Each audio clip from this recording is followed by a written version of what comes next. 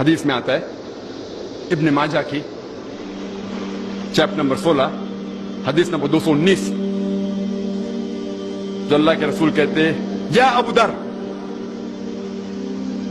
تم اگر ایک آیت کو سمجھو گے وہ 100 رکعت نفل سے بہتر ہے. اللہ کے رسول فرماتے یا ابو در تم اگر ایک قرآن کی آیت کو سمجھو گے وہ 100 رکعت صلاح نوافل صلاح سے بہتر ہے. اور ایک رکعت میں کم از کم سورہ فاتحہ تو پڑھنا چاہیے آپ کو. کم از کم 7 آیتیں ہیں. 100 رکعت میں کم از کم 700 آیتیں ہیں.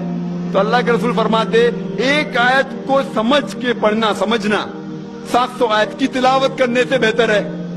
یعنی سمجھنا 700 گنا صرف تلاوت سے بہتر ہے. اللہ کے رسول فرماتے ابن ماجہ میں اور یہ صحیح حدیث ہے. ہم لوگ سے پوچھتے ہیں قرآن شریف کیوں نازل کیا گیا تو لوگ کہتے ہیں جب اوپننگ سرمنی ہوتی نا اوپننگ سرمنی آفس کی تو قرآن شریف پڑھنے کا. جب گھر کا افتتاح ہوتے تو قرآن شریف پڑھنے کا. جب کوئی مر گیا تو قرآن خوانی کرتے.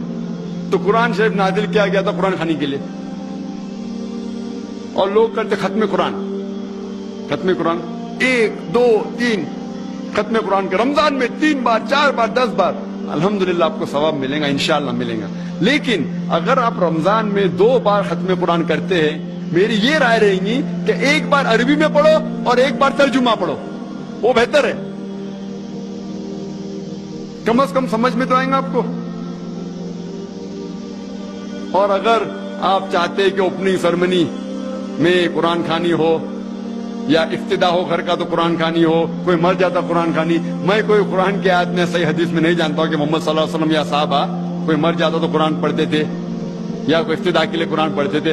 اگر آپ کو قرآن پڑھنے کا ہی ہے تو میں یہ کہتا ہوں کہ آپ قرآن اگر پڑھتے ہیں 100 مائل کی سپیڈ کے اوپر 30 لوگ کو بلاتے اور 1 گھنٹے میں ختم کرتے تو میں کہتا ہوں کہ 2 گھنٹے کے لیے بلاؤ. عربی بھی پڑھو ترجمہ بھی پڑھو. نہیں تو 30 کے بدلے 60 لوگ کو بلاؤ. ایک آدمی اگر 1 پارا پڑھتا ہے تو ایک آدمی کو بولا آدھا پارا پڑھو عربی میں اور آدھا پارا ترجمہ پڑھو. کم از کم وہ قرآن تو پڑھنا کا حدیث میں لکھا نہیں لیکن کم از کم اگر آپ ترجمہ پڑھیں گے تو آپ کو علم تو حاصل ہوگا اور انشاءاللہ کچھ چیز کے اوپر عمل تو کریں گے. تو قرآن کو سمجھ کے پڑھنا بہت ضروری ہے بہت ضروری ہے. اور ایک مثال میں پیش کرتا ہوں کہ اگر آپ فرانس جاتے ہیں ایک ڈگری حاصل کرنے کے لیے BSc کی ڈگری. آپ فرینچ نہیں جانتے. آپ کلاس اٹینڈ کرتے ہیں. کلاس اٹینڈ کرتے ٹیچر استاد آپ کو پی دیتا ہے پریزنٹ.